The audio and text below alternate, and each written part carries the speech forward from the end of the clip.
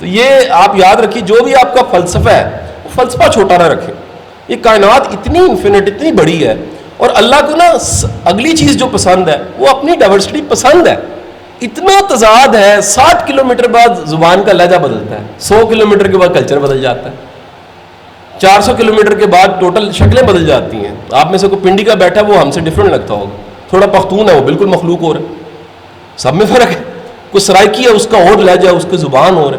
اللہ کو یہ ڈائیورسٹی پسند ہے. اگر اللہ کو یہ پسند ہے تو ہم نفرت نہیں کر سکتے. یاد رکھیں، نفرت کرنے کے لیے نفرت کا ہونا بڑا ضروری ہے.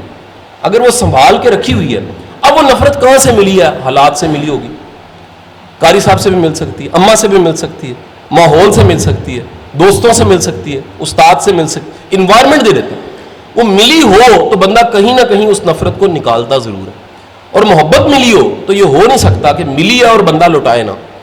ہمیں شفیق استاد ملے، ہمیں محبت کرنے والے استاد ملے، سچی بات ہے ان کو ہم دیکھتے ہیں تو میری محبت کچھ بھی نہیں ہے. وہ اتنے کوآپریٹو تھے، اتنے سادہ تھے، چائے پلانے والے تھے. میرے ایک واٹس ایپ استاد تھے، ان سے ہم کوئی سبجیکٹ پڑھا کرتے تھے، پرانی بات ہے، انٹرمیڈیٹ.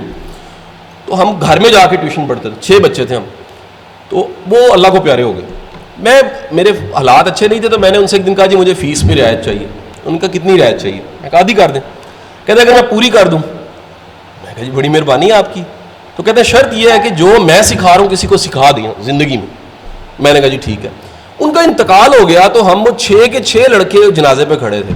پرانی بات، ہم ینگ تھے، یونیورسٹی جا چکے تھے. تو میں نے روتے روتے دوسرے دوست کے کندھے پہ ہاتھ رکھ کے کہا کہ یار استاد جی نے میری فیس چھوڑی ہوئی تھی. دوسرے نے کہا میری بھی، تیسرے نے کہا میری 6 کے 6 مفت پڑھے تھے. یہ بڑا پانی ہوتا ہے کہ آپ جائیں دنیا کے